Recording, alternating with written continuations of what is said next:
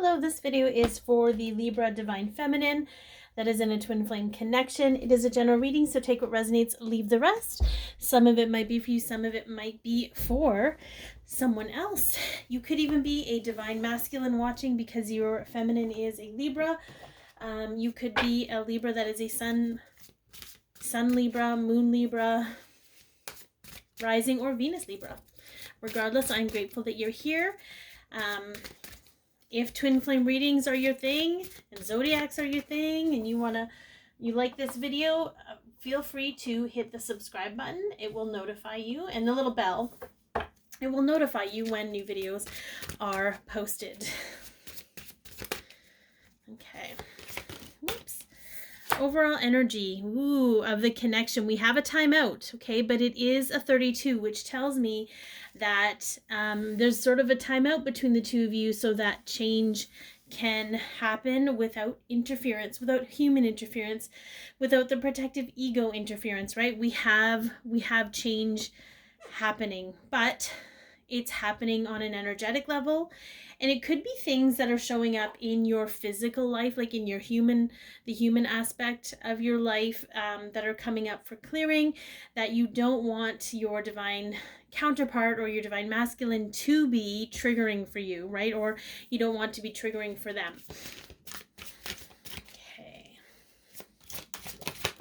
Ooh, so we have a 4, we have believe. Believe that all the effort that you put in to yourself is creating expansion. It is creating the desired effect. It's interesting because I see like somebody embracing here. I know that's probably not what's there, but that's what they're showing me right now. It is going to happen. The more you embrace yourself, the more you can be open to embracing the possibilities of this connection. And we're all shifting, right? It's all shifting, but it is through effort, and it's recognizing that your effort is allowing you to be more open to believe in things that you've been conditioned to believe are impossible. Okay. All right, your divine masculine's overall energy. Okay. Yeah, look at that. Self-change, right? To bring more love in. And how do you do that? You do that with gratitude. 1 is the number of self, 5 is the number of change, and 1 + 5 = 6, and 6 is the number of love. So taking the initiative to change one's self to allow more love in, and you do that by being grateful for where you're at. You're grateful for who you are, you're grateful for this connection, you're grateful for all the things that have happened. All of those things shift you, and I love that. We have self-worth on the bottom. Okay, so there's definitely this energy of being worthy, believing you're worthy from a place of love versus entitlement. Okay. All right, I want to dig a little bit more into what's going on with you, divine feminines. Okay. And the energy can be interchangeable, and you could be both of these things, okay? It doesn't have to align with just you or them, okay? All right. Where are we, Libra? Libra divine feminines. Okay, we have the 4 of Pentacles. All right, the 4 of Pentacles is an energy sometimes of hanging on too tightly out of fear, right? Every single one of her pentacles is in her peripheral. She's hanging on to it. She's observing it. And we do that sometimes because we feel if we aren't paying attention, if we aren't involved, if we aren't aware, that something bad could happen. So there could be a sense of control happening for you, out of fear, right? Out of fear that things won't turn out or that something bad will happen. And that could have happened in your childhood or in your adolescence where you didn't have all the information and something bad happened, or, that could be something from your parents that made you believe that, if I don't know everything that's going on, if I don't,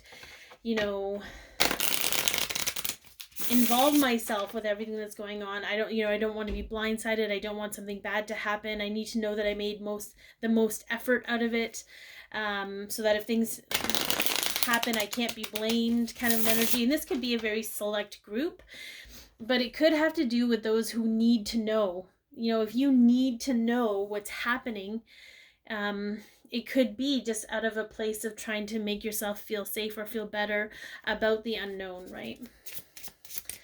Okay. All right, so there was too many there. We'll start with this one. Insane chemistry. Okay, like each other equally, having fun.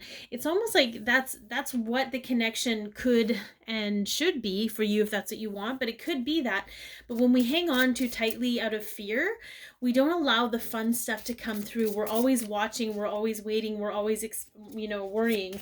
And that, again, that might not resonate with all of you. Just feel into it. Yeah. Yin yang, zen, balance, union, duality, coupling, complement each other. Okay, there's this acceptance that you are twin flames. Okay, there's this acceptance, but it's also letting go of that label if the label is not producing an expansive experience for you. Okay, letting go of the label, and because sometimes we hang on too tightly to these to create expectation. Well, if they're my twin flame, this is what I can expect. That is just not how it goes. Right? Okay, let's see. And then I like you. So someone likes you, romance is blooming, fun, flirting, wanting to date. I feel for some, if you've been with your twin flame before, chances are you're going to start kind of at the beginning, wiping out all the old stuff, letting it all go so that you can, letting go of the old stuff, letting go and knowing you don't need it. And for those that haven't really connected with their twin flame or haven't been with them, okay, it's just opening up to the concept that you can experience this romantic or friendship or whatever you want it to be in a very playful, open way.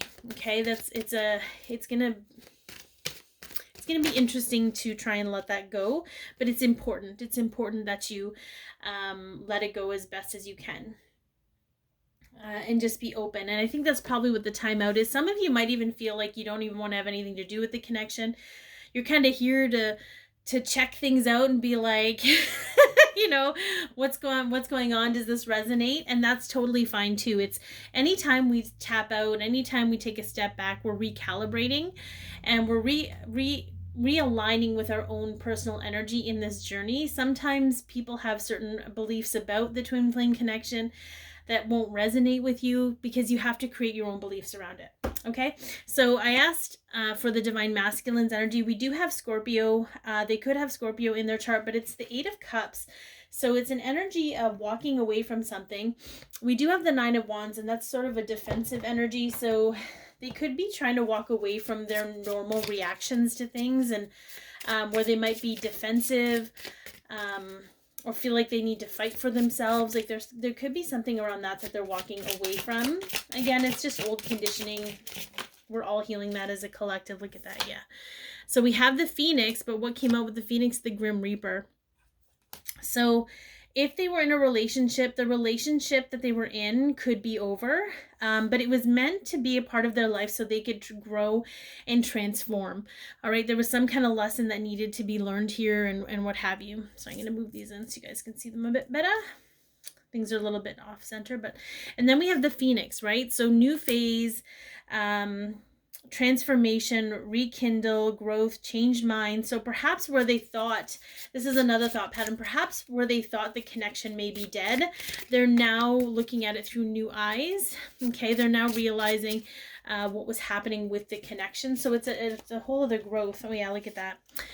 So we have hammer, it's sabotage. I don't get sabotage from this unless they're recognizing where they were sabotaging themselves or the relationship or the connection. Rebuilding. Okay, being persistent and really working on it. They're really working on themselves in a really healthy, deep way. It doesn't mean that some of the old triggers aren't going to pop up because, they like to do that. But I feel like they're really trying to go about things in a much more positive, healthy way and finding love for themselves and acceptance for themselves and understanding they don't need to be a certain way. So this is very interesting. With that Grim Reaper, I mean, if they were in a relationship, they're no longer in a relationship, or the relationship is over, whether it's actually completed in the physical. And if they weren't in a relationship, they're ending the relationship with who they thought they should have been, or who they thought they always were, or was told they were. Okay, so I think that's really beautiful. And some guidance for y'all. Heal masculine wounds. Right. So the King of Swords asks you to heal any masculine wounds you carry, or is recognizing that you are. So these could be wounds experienced with other men, from a father or grandfather figure. They can even be beliefs or behaviors that were passed down to you that you took on as your own. So those wounds could be keeping you at a deficit and insecure versus confident and proactive. So I embrace the healthy masculine energy that is my birthright. So for the Divine Feminine, I feel like this was more of an energy of the past where men have hurt you. It doesn't matter if you're male or female. And also perhaps that scarcity, that Scrooge McDuck energy where you got to hold on so tightly to everything and build a nest egg. I'm not sure who that's for. And then we have for the Divine Masculine, understanding that a lot of the, I'm going to say, toxic masculine behavior comes from wounds. So recognizing what those wounds are and being able to face them and understand them and release them and heal them is going to be a massive shift that's happening for you. So I hope that this has helped. Be your peace, love yourself, share your light, and have an amazing day.